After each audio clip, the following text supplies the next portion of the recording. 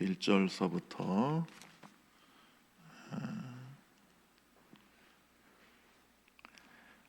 고린도전서 5장 1절서부터 5절까지만 읽겠습니다.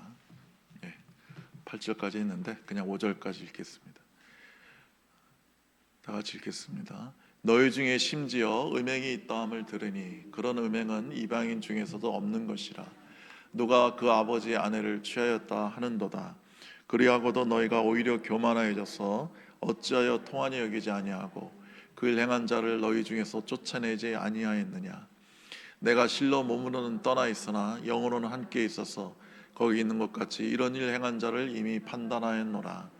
주 예수의 이름으로 너희가 내 영과 함께 보여서 우리 주 예수의 능력으로 이런 자를 사탄에게 내어주었으니 이는 육신은 멸하고 영은 주 예수의 날에 구원을 받게 하려 함이라. 아멘. 고린도는 그 지중해와 아디라해를 연결하는 그 이스미아 지역에 있습니다. 그래서 그 교통의 요충지가 되어가지고 거기서 상업이 아주 발달됐고 무역도 아주 발달됐어요. 그러니까 돈이 많겠죠. 돈이 많으면 사람들은 되게 타락을 합니다. 그래서 여러분, 가난한 나라는 뭐 그렇게 타락하는 게 없어요. 왜냐면 뭐 돈이 없으니까요.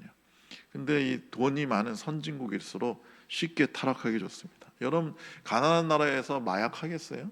마약 살 돈이 없어요. 근데 이 부자 나라는 그렇게 마약을 먹고 온갖 타락을 하는 것입니다.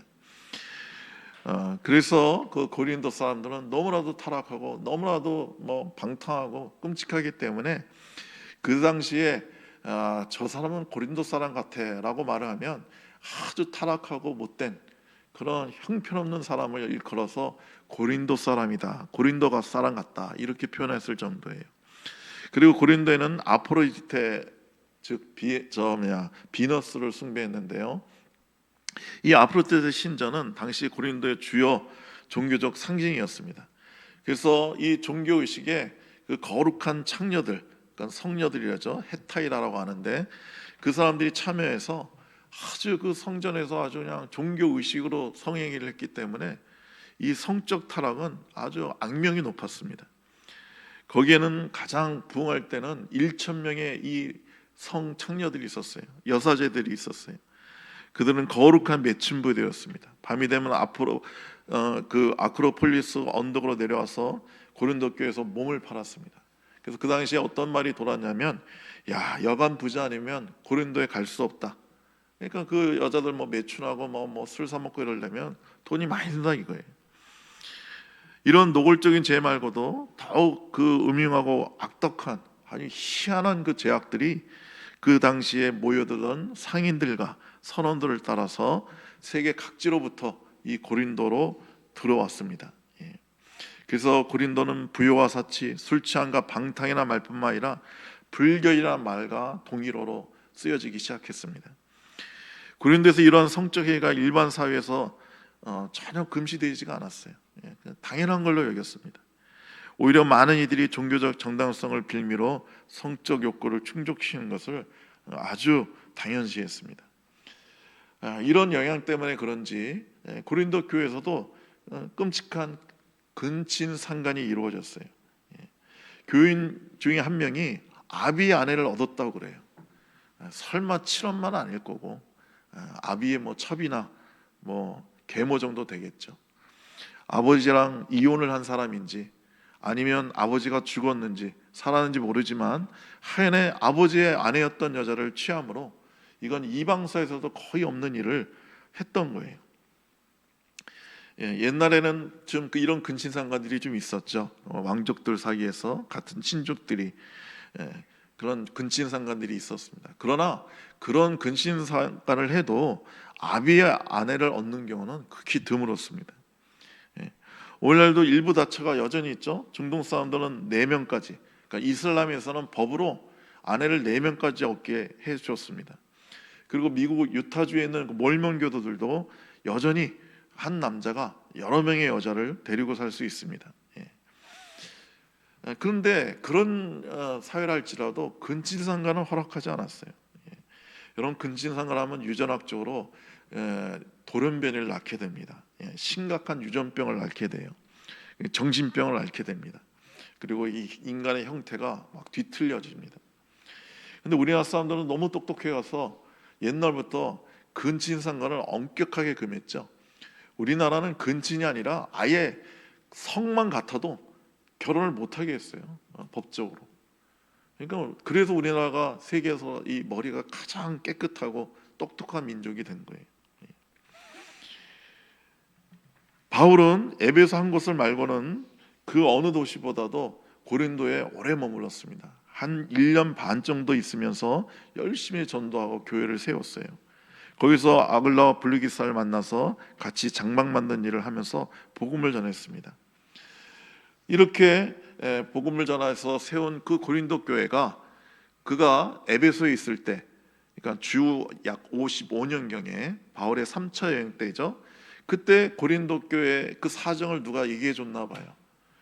특히 이런 근친상간, 아비 아내를 취했는데도 교회에서 그 남자를 그냥 뒀다는 거예요. 아무 제재도 안 하고 아무 징계도 안 했다는 거예요. 그러니까 이 바울이 그 이야기를 듣고 지금 이렇게 엄격하게 얘기하고 있는 것입니다. 물론 아비의 아내를 취한 사람도 교회에 나올 수 있습니다. 그 자체를 막을 수 없죠.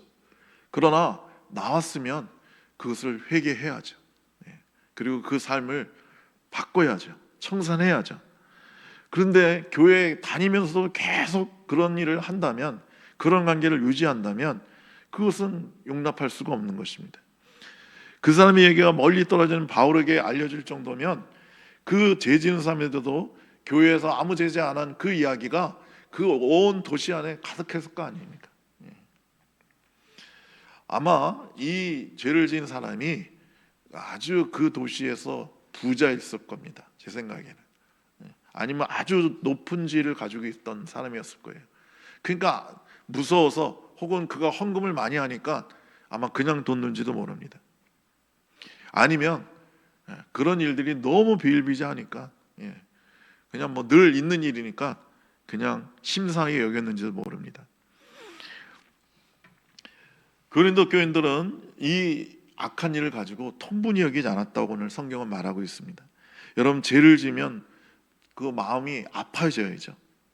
근데 죄를 지면 교만해져서 처음엔 괴롭다가도 그것을 회개하지 않고 계속 유지하면 마음이, 양심이 화인 맞아서 전혀 괴롭지가 않습니다. 뭐가 문제냐고 도리어 대듭니다. 온갖 논리로 잘못된 것이 없다고 합니다. 오히려 잘못된 사람들을 보고 비난합니다. 왜 나를 비판하느냐고. 요즘 동성연애 뭐 이렇게 비판하면 비판하는 사람이 나쁜 사람이에요. 그래서 법적으로 우리나라도 지금 막 시행되려고 지금 뭐 계속 법이 올라가 있는데, 미국은 동성연애 비판하고 욕하면 그 사람이 처벌을 받아요. 그 우리 한국의 그 경건한 크리스찬 부부가 케이크점을 하는데, 베이커리를 하는데, 동성연애 그 결혼식에 쓴다고 케이크를 만들어 달라고 하니까 거절했어요. 우린 그런 결혼식에 쓰는 케이크는 안 만든다고. 그래서 고소를 당했어요. 소송을 당했어요. 여러분, 요즘은 동성연애나 이런 것을 아주 당당하게 밝히고 그게 뭐가 문제냐고 그래요. 전혀 아무 문제 없다고 그래요. 그리고 사람들은 이 죄를 집단화합니다. 그리고 그런 죄를 짓지 않는 사람이 오히려 이상한 사람이고 비정상적인 사람으로 몰아가는 것입니다. 우리가 성경 한번 보겠어요. 갈라디아서 5장 19절로 21절의 말씀, 우리 다 같이 한번 읽겠습니다.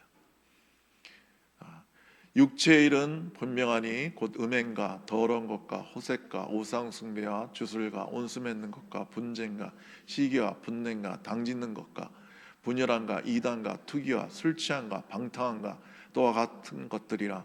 전에 너에게 경고한 것 같이 경계하노니 이런 일을 하는 자들은 하나님의 나라를 유업으로 받지 못할 것이요. 여러분, 육체의 일을 얘기하는데 이 음행, 호색, 이런 음행, 이것을 몇 번을 반복해요.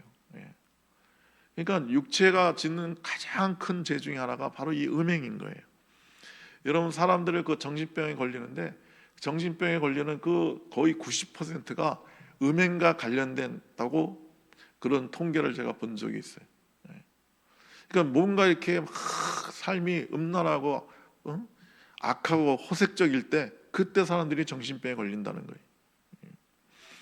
육신의 생각은 사망이요 영의 생각은 생명과 평안이라고 로마서 8장 6절에 말씀하고 계십니다. 살리는 것은 영이니 육은 무익하니라 내가 너에게 이른 말이 영이요 생명이라고 예수님은 요한복음 6장 63절에서 말씀하고 계십니다. 이 사람에 대해서 바울은 본문 3절 5절에서 아주 단호하게 말합니다. 이런 사람은 물리치고 사탄에게 내어주라고 합니다. 이게 무슨 말이에요? 절교하란 얘기예요. 출교하란 얘기입니다. 쫓아내란 얘기예요. 여러분 성경에서 그 바울은 다른 데서 이 음란에 관해서 성범죄에 대해서 이렇게까지 심하게 얘기한 적이 없습니다. 그런데 근친상간 특히 아비의 아내를 취한 것은 바울이 아주 심각하게 보는 거예요. 야곱의 장남 르우벤이 그 서모 비라와 통관했을 때 그런 장자직에서 쫓겨났죠. 장자 직분을 잃어버렸어요. 이것은 보복적인 처벌이 아닙니다. 그것은 마지막에 가서 그의 영이 구원받을 수 있도록 지금은 창피를 주고 그 죄악의 욕망을 제재시켜서 회개에 이르게 하기 위한 아주 강한 처벌인 거예요. 그것은 그 사람을 하여금 정신을 차리고 정신이 온전하여 자기 자신의 죄가 얼마나 큰가를 깨닫게 하고 자각하기 위해서 출교하라고 지금 말하고 있는 것입니다. 바울은 이런 사람을 판문함으로써 자기가 죄인임을 깨닫고 회개하기를 바라는 거예요. 그러므로 공변한 죄를 지은 사람을 교회에서 내어 쫓음으로 회개하게 함으로 죄에 대해서는 교회가 단호해야 된다는 것을 말해주고 있는 것입니다. 여러분 그 교회는 이게 치리권이 있어요. 그래서 그 잘못한 사람은 그렇게 치를 해야 되는 겁니다. 제 모교에서는 그 장로님이 여간을 냈어요. 근데 뭐 서울에서 여간이 그게 뭐 잘 것 없는 사람, 뭐 여행 온 사람들이 자는 데기보다는 그 막 이상한 불륜과 음행을 행하는 장소로 주로 쓰이잖아요. 저도 전에 지방에 어디 집회 갔다가 그 뭐 좀 안 좋은 여간을 잡아줬는데, 아니 그 엘리베이터 타는데 뭐 그런 커플들을 제가 좀 본 적이 있어요. 아주 나보더니만 민망해하더라고요. 그래서 교회에서 그 장로님 보고 여간을 파시라고, 여간을 그만두시고 다른 직업을 택하시라고, 그 장로가 은혜롭지 못하게 그런 불륜에 음행에 행하는 그런 여간을 해서는 되겠냐고. 근데 이분이 안 들었어요. 그래서 교회에서 장로직을 정지시켰습니다. 당신은 앞으로 장로직을 할 수가 없다고. 여러분 그러면 깨닫고 회개를 해야 되는 거예요. 근데 거기서 막 더 거칠게 내가 뭘 잘못이라고, 여간하는 게 뭐가 문제냐고 이런 식으로 달려들면 그 사람은 하나님의 무서운 심판을 받게 되는 것입니다. 여러분 죄에 관해서는 다뤄야 됩니다. 마태복음 5장 29절 30절을 보면 오른 눈이 범죄하면 빼버리라고 하셨어요. 오른손이 범죄하면 잘라버리라고 했어요. 너무 무섭잖아요. 진짜 자르라는 얘기는 아니고 그만큼 단호하라는 거예요. 그러면서 오늘 본문 5절에서 아주 이해하기 어려운 말을 하죠. 이런 자를 사탄에게 내어줬으니 이는 육신은 멸하고 영은 주 예수의 날에 구원을 받게 하려 함이라. 아주 난해한 말씀이에요. 이게 도대체 무슨 말이냐, 그죠? 육신은 멸하고 영은 주 예수의 날에 구원을 받게 한다. 이게 무슨 말일까요? 한해 무슨 말인지 잘 모르겠지만 여기서 분명히 육신과 영을 구분하고 있죠. 육신과 영이 분리될 수 있다는 거예요. 분리되어 존재한다는 거예요.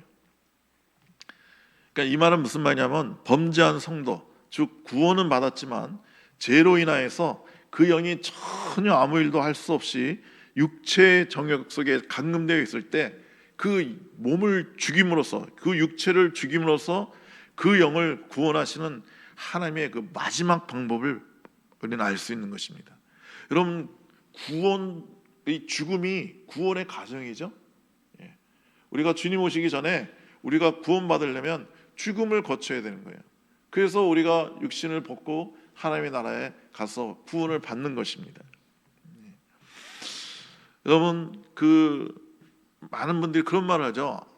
교회 뭐 장로나 무슨 뭐 목사나 뭐 누가 아주 큰 죄를 지면 아이고 저 사람 지옥 가겠네, 저렇게 큰 죄를 졌으니 저 어떻게 저거 이러는데, 여러분 그 사람이 정말 구원받은 사람이라면 그렇게 큰 죄를 졌다고 해서 지옥 가지 않아요. 여러분 이것을 성도의 견이라고 합니다. 한 번 구원받은 성도는 그 구원은 영원한 거예요. 여러분과 제가 행위로 구원받지 않았죠.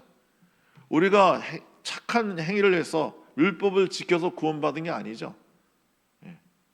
오직 주 예수의 십자가의 은혜로 우리가 구원받은 거예요. 마찬가지로 우리가 죄 졌다고 해서, 우리가 큰 죄를 졌다고 해서 행위로 구원을 잃지도 않아요. 행위로 구원을 얻은 게 아니기 때문에 행위로 구원을 잃지도 않아요. 아이고 뭐 예수 믿는 사람이 그렇게 죄 지면 되겠냐고. 안 되죠. 구원받음, 우리가 행위로 구원받지는 않았지만 선한 행위를 위해서 구원받은 거예요. 그러니까 선으로 구원받지는 않았지만 선을 위해서 구원받았어요. 그래서 그 사람이 정말 구원받았다면 그는 날마다 거룩해지고 선해져야 되죠. 근데 이 사람이 막 타락했다, 큰 죄를 졌다, 그러면 주님이 죽이시는 거예요. 죽이시는 거예요. 여러분 실제 있었던 일인데, 그 경건한 부인이 그 남편을 늘 전도하는데, 남편이 예수를 안 믿어요. 남편이 사업가인데 돈을 많이 벌어요. 아까도 말했죠. 돈이 많으면 타락한다. 그러니까 이 사람이 막 너무너무 타락하는 거예요. 맨날 술 먹고, 여자들하고 술집 가가지고 여자 종원들하고 뭐 매춘하고. 그래서 이 남편을 위해서 부인이 계속 기도하고 전도하는데 안 듣는 거예요. 근데 어느 날 이 남편이 몸이 이상해서 그 병원에 갔더니 간암 말기라는 거예요. 그래서 당신 앞으로 6개월 남았다. 그러니까 뭐 이 남편이 기가 막히죠. 그래서 뭐 병원에서는 아무것도 할 수 없다고 그러니까 그제서야 부인을 따라서 교회 나갔어요. 그래가지고 이 남편이 예수님을 만납니다. 그리고 자기가 그 살았던 그 끔찍한 죄악들을, 방탕한 삶을 다 주님 앞에 회개하고 그걸 다 내려놓고 이 사람이 변화가 돼요. 그러니까 그 암이 치유를 받았습니다. 그 병원에 가봤더니 암이 싹 사라졌다는 거예요. 그러니까 이 사람이 얼마나 감격스러워요. 그래서 이 남편이 그렇게 신앙생활 열심히 했답니다. 열심히 하고 교회 봉사하고 막 청소하고, 너무너무 감격 가운데서 그렇게 했다는 거예요. 그렇게 세월이 지나가는데 5년쯤 지나고 나니까 이 남자가 여전히 뭐 돈은 잘 벌리고 전처럼 방탕하지 않으니까 돈이 더 잘 벌리죠. 그러니까 슬슬 이제 몸은 이제 건강해졌고, 그러니까 슬슬 옛날 생각이 자꾸만 나는 거예요. 그래서 조금씩 옛날 생활을 하다가 완전히 또 타락을 합니다. 그래서 부인이나 교회 성도들이나 목사님이 선생님 그러면 안 된다고, 당신 그러면 안 된다고, 하나님 당신 병을 고쳐주었는데, 암을 고쳐줬는데 그 은혜를 이렇게 무시하고 이렇게 또 죄를 지면 큰일 난다, 심판받는다고. 그런데도 남편이 안 듣는 거예요. 그러자 얼마 안 돼서 또 몸이 안 좋아서 병원 갔더니 암이 재발했어요. 그래서 이 사람도 그때 회개하고 간절히 기도하고 또 부인도 기도하고 그랬는데 이번엔 죽었어요. 깨끗하게 죽었어요. 그러니까 부인이 이 남편을 장례 치르고 교회 와서 기도를 하는데 막 원망을 하는 거예요. 하나님, 지난번에 고쳐줬으니까 이번에도 고쳐줄 수 있는 거 아닙니까? 왜 내 남편 죽이셨냐고, 왜 안 고쳐주셨냐고, 나는 이제 어떻게 사냐고. 하나님, 왜 한 번 은혜를 베푸셨으면 또 계속 은혜를 베푸시지, 왜 이런 일들이 일어나게 하셨나. 하나님께서 울면서 원망을 하니까 주님의 음성이 들리더래요. 사랑하는 딸아, 네 남편 그대로 두면 지옥 갈 것 같아서 내가 그 육체를 죽이고 사탄에게 내어주고 내가 그 영을 구원하려고 그를 죽였느니라. 그 영혼을 내가 지금 천국으로 데려갔느니라. 이렇게 말씀하시는데, 부인이 이 주님을 보니까 마음에서 갑자기 평안이 몰려오면서 주님이 우리 남편을 사랑하셔서 천국 데려가려고 일찍 죽이신 거구나. 맞아, 그 인간 저렇게 계속 죄 짓고 저렇게 방탕하면 지옥 갈 수밖에 없는데 하나님이 우리 남편 사랑하셔서 천국 데려가시려고 죽음으로 그를 보내셨구나. 그러면서 마음이 위로가 되더라는 거예요. 여러분, 영의 세계는 존재합니다. 영의 세계는 반드시 존재해요. 그래서 영이 맑고 거룩할수록 분리가 됩니다. 평소에 육체에 묶여 사는 것이 아니라 영과 육이 분리되는 삶을 살아야 됩니다. 여러분, 우리가 육체의 정욕이 우리의 영을 다스리면 안 되는 거예요. 우리가 이 영과 육체가 분리가 되어서 아주 거룩한 삶을 살아야 되는 겁니다. 그 3절에 바울이 이런 말을 해요. 내가 실로 몸은 떠나 있으나, 지금 바울의 몸은 에베소에 있는 거예요.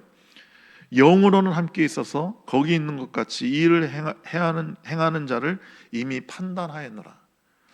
이게 또 아주 난해한 규절이에요. 여기서 판단할 것이다가 아니에요. 판단할지도 모른다도 아니에요. 분명히 과거형으로 썼어요. 판단했다고, 이미 판단했다고, 정죄했다고, 그렇게 얘기하고 있어요. 많은 성경학자들이 이것을 문학적 표현이라고 해요. 그러니까 몸은 떨어져 있지만 마음은 고린도 교회 너희에게 가 있다, 너희와 함께 있다, 이런 표현이라는 거예요. 그러니까 왜 흔히 군대 가는 우리 청년들이 그 자기 여자친구한테 그러잖아요. 내가 몸은 떨어져 있어도 마음은 늘 너와 함께 있어. 그러니까 고무신 거꾸로 신지 마라, 뭐 이런 얘기 하잖아요. 그러니까 그런 표현이라는 거예요. 아니에요. 실제로 바울의 몸은 에베소에 있지만 바울의 영이 거룩해서 그 몸을 빠져나와 그 고린도 교회에 가가지고 그 일을 행한 사람을 보고 직접 판단을 한 거예요. 그러니까 바울의 영의 독립성을 지금 얘기하고 있는 거예요. 여러분, 바울의 영은 너무나 거룩했기 때문에, 정결했기 때문에, 성령과 일치되어 있었기 때문에 그는 그 영이 그 몸을 떠나서 시간과 공간을 초월해서 고린도 교회에 가서 사역을 했던 거예요. 여러분, 그 거룩하다는 말이 히브리어로 카도시인데, 이 거룩하다는 말도 있고 카도시에는 분리하다는 말도 있어요. 그러니까 분리되는 게 거룩한 거예요. 여러분, 지금 예수님이 그런 말씀을 하셨죠. 내가 하늘나라 가는 것이 너에게 유익이다. 왜 유익이에요? 예수님이랑 같이 있어야 유익이지. 근데 예수님이 내가 하늘나라 가는 게 유익이라고 그러셨어요. 왜냐하면 예수님의 몸은 그 천국에 있지만 예수님의 영이 우리 가운데 오셔서 그게 분리가 되어서 우리 그 영이 시간과 공간을 초월해서 모든 사람 안에 임하셔서 예수님이 육체로 이 땅에 계실 때보다도 더 크고 더 놀라운 역사를 하기 때문에 주 예수님이 내가 천국 가는 것이 너에게 유익이라고 말씀하신 거예요. 여러분, 아람의 나만 장군이 그 문둥병에 걸렸죠. 그랬더니 그 이스라엘에서 붙잡은 계집종이 여주인한테 그런 얘기를 했어요. 아이고, 우리 주인님이 우리 이스라엘의 엘리사를 만나면 그 선지자 엘리사가 문둥병을 고쳐줄 텐데 안타깝다고. 그럼 이 얘기를 듣고 정말 엘리사가 사람의 병을 고치냐 그랬더니 고치신다고. 그러니까 나만 장군이 그 아람 왕한테 얘기해가지고 그 엘리사한테 갑니다. 엄청나게 많은 보물을 싣고 선물을 싣고 갑니다. 그랬더니 엘리사가 나와보지도 않고 그냥 요단강에 7번 몸을 담그면 치유될 것이다. 그래서 나만 장군이 처음에 화를 내다가, 왜냐하면 나와서 자기를 인사도 안 하고 아는 체도 안 하니까. 그런데 그 종들이 얘기해서 어려운 거 시킨 것도 아니고 7번 몸을 담그라는 건데 뭐가 어렵냐고, 일단 한번 해보자고. 그래서 했더니 문둥병이 깨끗이 난 거예요. 그랬더니 게하시가 그가 가져온 그 보물들을 보고 욕심이 나서 그 나만 장군한테 가가지고 거짓말을 합니다. 지금 우리 선생님한테 제자가 2명이 왔는데 그 제자한테 줄 것을 좀 주시면 좋겠다고. 그러니까 은 2달란트하고 그 옷 2벌을 그 나만 장군이 게하시한테 주죠. 그랬더니 게하시가 그것을 자기 집인데다 숨겨놓고 아무 일도 없었던 듯이 뻔뻔하게 엘리사한테 갑니다. 그때 그 왕하 5장 26절에 보면 현대의 성경으로 이렇게 기록되어 있습니다. 그 사람이 수레에서 내려 너를 맞을 때 내가 영으로 거기에 그곳에 있었던 것을 너는 깨달지 못하느냐. 그럼 엘리사는 다 알고 있는 거예요. 지금 돈이나 의복이나 갈라몬이나 포도원이나 양이나 소나 종을 받을 때냐? 똑같은 본문을 개역 한글은 이렇게 얘기합니다. 엘리사가 이르되 그 사람이 수레 내려 너를 맞을 때 내 심령이 내 영이 감각되지 아니하더냐. 이게 무슨 말이에요? 게하시가 그런 일을 할 때 그 엘리사의 영이 빠져나가서 게하시 영에 터치를 한 거예요. 그러지 마라. 이런 죄 짓지 마라. 돈 받으면 안 된다. 그런데 게하시가 그 느낌이 왔는데도 거절했는지, 아니면 그가 너무 둔감해서 아예 그 영의 터치를 몰랐던지 한해 그것을 그 영의 엘리사 영의 터치를 받아들이지 않으니까 결국 그도 문둥병에 걸리게 되잖아요. 그러니까 여기서 우리가 분명히 알 수 있는 것은 엘리사와 엘리사의 영이 분리가 됐다는 거예요. 내가 내 영으로 너를 타치하지 않았냐 이거죠. 제가 그 미국에 있을 때 그 집사님 부부가 어느 날 집에서 대판 싸웠어요. 다 쌍욕하고 막 그냥 온갖 욕하면서 막 물건 집어던지면서 막 싸우는데 전화벨이 울리는 거예요. 여러분 옛날 집 전화번호 옛날 집 전화 기억하시죠?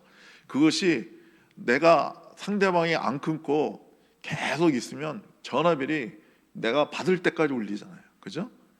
요즘 핸드폰이야 안 받으면 좀 전화벨 울리다가 자동으로 끊어지지만, 그리고 녹음으로 옮겨가지만, 옛날 집 전화는요 상대방이 안 끊으면 계속 전화벨이 울리는 거예요. 그래서 싸우고 있는 중이니까 안 받으려고 그랬는데 계속 울리는 거예요.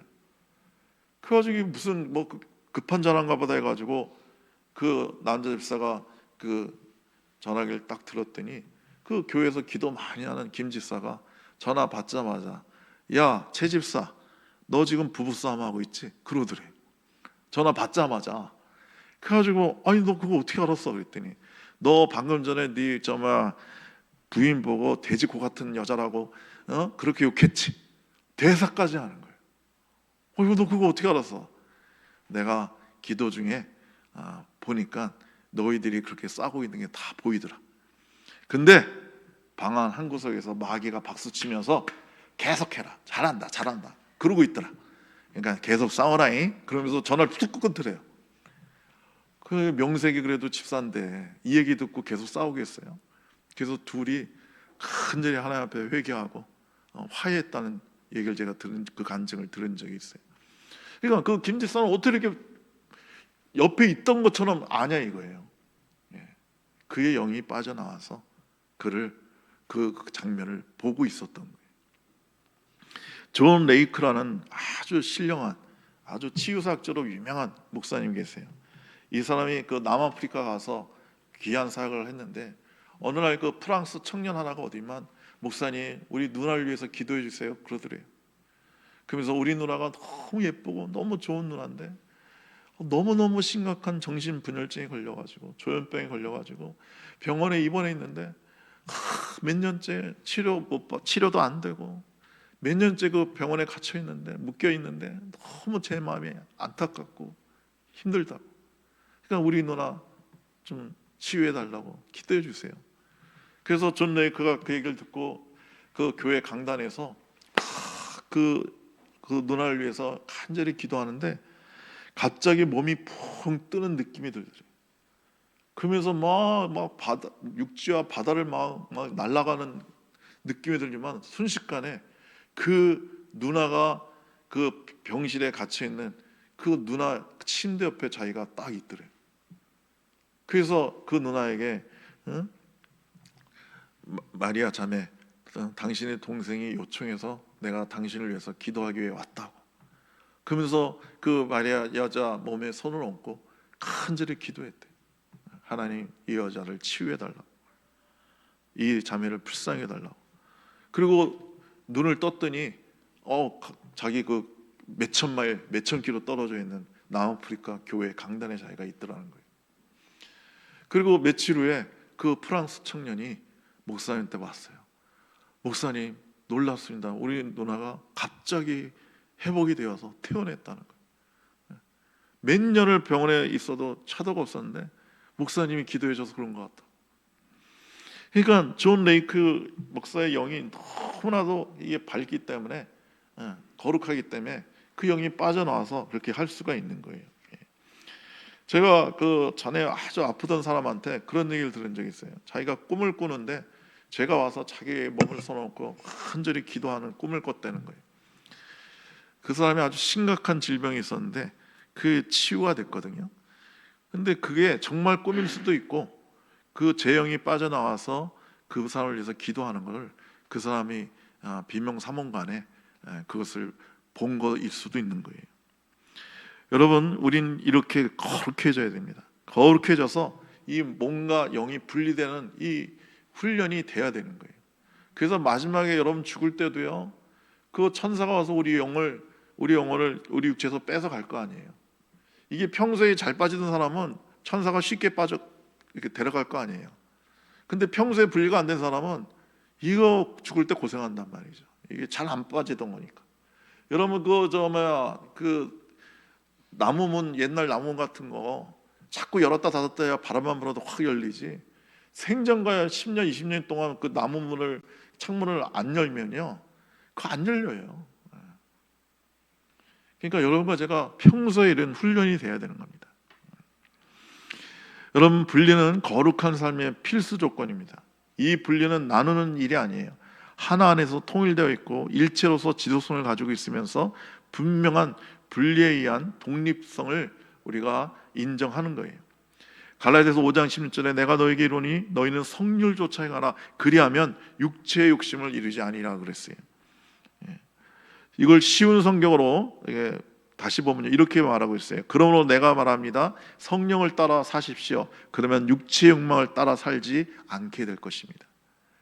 우리가 육체의 욕망을 따라 살지 않기 위해서는 막 애쓰고 힘쓰고 그런 게 아니라 성령을 따라 살면 되는 거예요. 성령의 소욕으로 충만하면 되는 거예요. 여러분, 우리가 육체를 따라 살면 반드시 멸망합니다. 심판당합니다. 육체의 정욕과 이생의 자랑과 안목의 정욕을 따라 살면 반드시 심판당합니다. 우리는 성령을 따라 살아야 됩니다. 거룩한 영을 따라 살고 그 성령님께 순종하면 그때말로 순전하고 진실한 누룩 없는 떡이 되는 것입니다. 여러분, 우리가 성령을 거스르고 육체만을 위해 살면 괴하고 악독한 누룩의 떡이 되어서 마귀의 밥이 되는 거예요. 그래서 뱀에게 말했잖아요. 너는 흙을 먹고 살 거라고, 하나님이. 근데 실제로 뱀이 흙을 먹나요? 뱀 흙을 안 먹어요. 조그만 개구리 같은 거 그런 거 잡아먹지 무슨 뱀이 흙을 먹습니까? 거기서 말하는 흙은 인간의 육체를 의미하는 거예요. 그러니까 하나님이 흙으로 사람을 빚어서 그 코에 생기를 넣어서 사람이 되게 하셨잖아요. 그러니까 우리가 흙만 있으면, 우리 영을 따라 살지 않고 육체로 따라 살면 뱀의 먹이가 되는 거예요. 마귀의 먹이가 되는 거예요. 우리는 성령을 마음에 모시고 성령을 기쁘시게 함으로 깨끗하고 누룩 없는 순전한 유월절 떡과 같은 그리스도인이 되어야 되는 것입니다. 거룩한 영의 사람이 되시기를 간절히 축복합니다. 기도하겠습니다. 좋으신 우리 하나님 아버지, 우리가 결단코 육체의 정욕과 안목의 정욕과 이생의 자랑을 따라 살지 않게 하시고 주의 성령으로 충만하여 거룩한 성령님을 따라 살게 하여 주시옵소서. 우리 영이 거룩해져서 우리 몸과 분리가 되게 하여 주시고, 그래서 하나님께 영광 돌리고 많은 사람들을 주께로 인도하는 귀한 거룩한 영의 사람이 되게 하여 주시옵소서. 예수님의 이름으로 기도드리옵나이다. 아멘. 우리 주기도문을 하고 마치겠습니다.